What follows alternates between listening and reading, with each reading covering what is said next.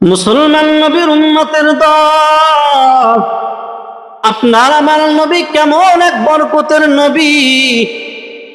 খন্দকের যুদ্ধের সময় সব সাহাবায়ে কিরাম পরীক্ষা খনন করতেছে, পাহাড় কেটে কেটে পরীক্ষা খনন করতেছেন। অনেক বড় কষ্টের কাজ। 1000 সাহাবী কাজে নিযুক্ত আছেন। একদিন, 2 দিন, 3 দিন হয়ে গেল, খানা নাই। খানা না খাইয়া সাহাবায়ে কেরাম পেটের ভিতরে পাথর বেঁধে বেঁধে এরপরে পরীক্ষা খননের কাজ করতেছেন। আমার নবীও পেটের ভিতরে পাথর বেঁধে সাহাবায়ে কেরামদের সাথে কাজে হাজির। কাজ করতে করতে হঠাৎ করে বড় একটা পাথর, সাহাবায়ে কেরাম বহু চেষ্টা করলেন কিন্তু এই পাথরটাকে ভাঙতে পারেন না। নবীর কাছে খবর পৌঁছাইলেন। নবী আমার দাঁড়ায় বললেন, আমার হাতে একটা কোদাল দেন অথবা একটা আঘাত করার মতো লাঠি দেন, আমি একটু চেষ্টা করে দেখি। নবী আমার গিয়া যখন আল্লাহর নাম নিয়ে যখন আঘাত করলেন, বিশাল আকারের পাথর সাথে সাথে চূর্ণ বিচূর্ণ হয়ে গেল। সুবহানাল্লাহ কইতেন না?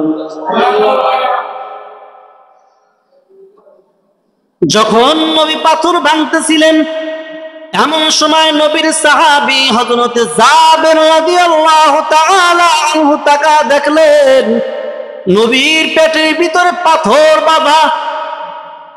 জাবের রাদিয়াল্লাহু তাআলা আনহু নবীর কাছে অনুমতি চাইলেন, নবী আমার, আমাকে একটু অনুমতি দেন, আমি একটু বাড়িতে যাব, আবার ফিরে আসবো, সমস্যা নাই, টেনশন নাই। নবী আমার অনুমতি দিয়ে দিলেন, জাবের যাও। জাবের রাদিয়াল্লাহু তাআলা আনহু এক দৌড় দিয়া বাড়ির দরওয়াজায় হাজির। বাড়ির দরওয়াজায় গিয়া বিবিরে ডাক দিয়া বলে, বিবি আমার, আমাকে একটু বলো ঘরের ভিতরে কোনো খাবারের ব্যবস্থা আছে কিনা। বিবি ডেকে বলো, স্বামী আমার, কেন, কি হয়েছে? জাবের রাদিয়াল্লাহু তাআলা আনহুর স্ত্রী ডেকে বলে, বিবি আমার, পরীক্ষা খননের কাজ চলতেছে, অনেক বড় কষ্টের কাজ। 1 দিন, 2 দিন, 3 দিন হয়ে গেল, 1000 সাহাবী পরীক্ষা খননের কাজ করতেছে। পেটের ভিতরে পাথর বেঁধে বেঁধে সাহাবায়ে কেরাম কাজ করতেছে। কিন্তু আমি তাকায় দেখলাম আমার নবীও পেটের ভিতরে পাথর বেঁধে বেঁধে এরপরে কাজ করতেছে। আমি জাবেরের সহ্য হলো না। ও বিবি আমার, বলো ঘরের ভিতরে কোনো খাবারের ব্যবস্থা আছে কিনা একটু জানাও।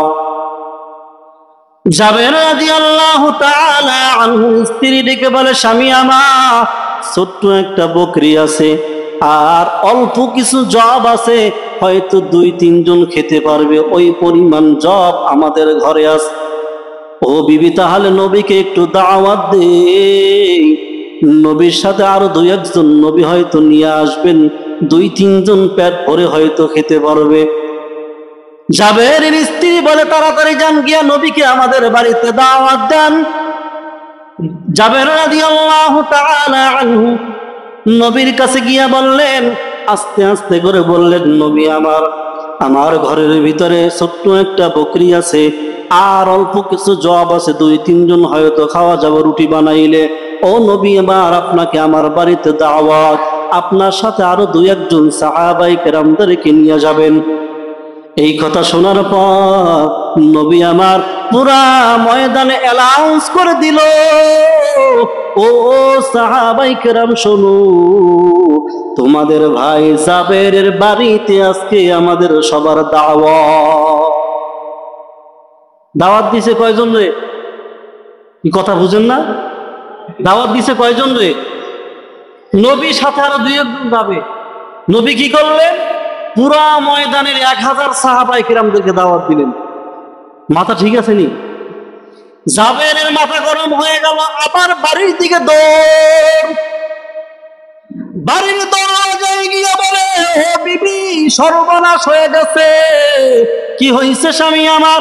বলে দাওয়াত দিছিলাম নবীকে, নবীর সাথে আরো 2-1 জন নিয়ে আসতে বলছিলাম, কিন্তু নবী আমার পুরা ময়দানের 1000 সাহাবায়ে কেরামদেরকে দাওয়াত দিয়ে দিছেন।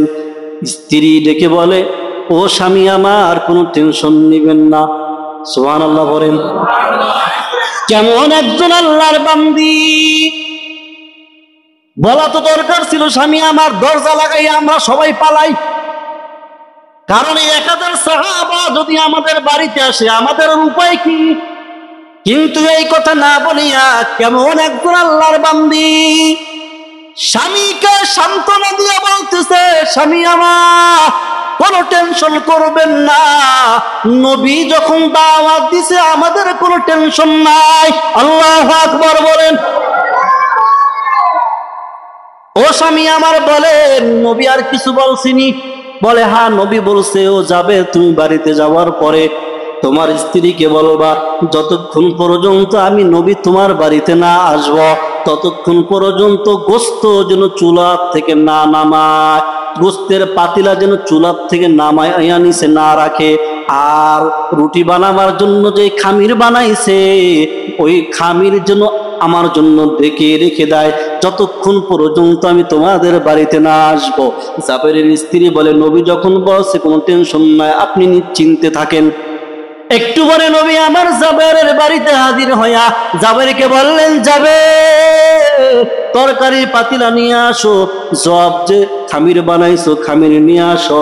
নবীর কাছে নিয়ে আসার পর নবী আমার মুখ থেকে একটু থুতু বের করিয়া খামিরের ভিতরে লাগায়া দিলেন, গোস্তের পাতিলার ভিতরে দিয়া পাতিলা ঢেকে দিলেন। এবার বললেন, জাবের তোমার বিবিরে বলো রুটি বানাইতে। জাবেরের বিবি রুটি বানাইতেছে, আর বলে, ও জাবের খবরদার, গোস্তের পাতিলার উপরে যে ঢাকনা আছে এই ঢাকনা সরাইবা না, আমার অনুমতি ছাড়া সরাইবা না, খুলবা না।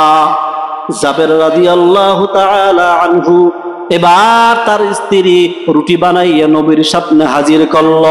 নবী আমার ওই গোস্তের পাতিলার থেকে গোস্ত আর ওই রুটি নিয়া রুটির উপরে গোস্ত দিয়া দিয়া জাবেরকে বলতেছে, জাবের যা তোমার ভাই সাহাবাদেরকে এই রুটি দাও।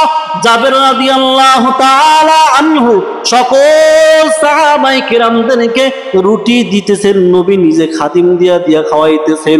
সবাইরে দেওয়ার পর নবীও খাইলেন।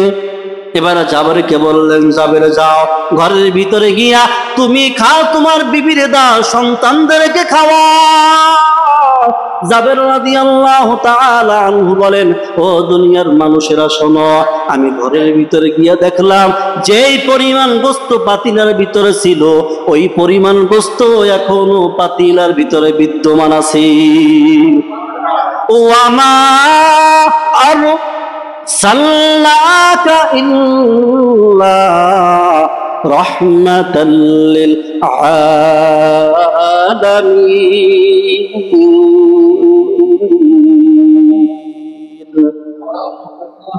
আমার নবী হলেন রাহমাতুল লিল আলামিন। নবী যেখানে যায় সেখানেই রহমত, নবী আমার যেখানে হাত দেয় সেখানেই বরকত।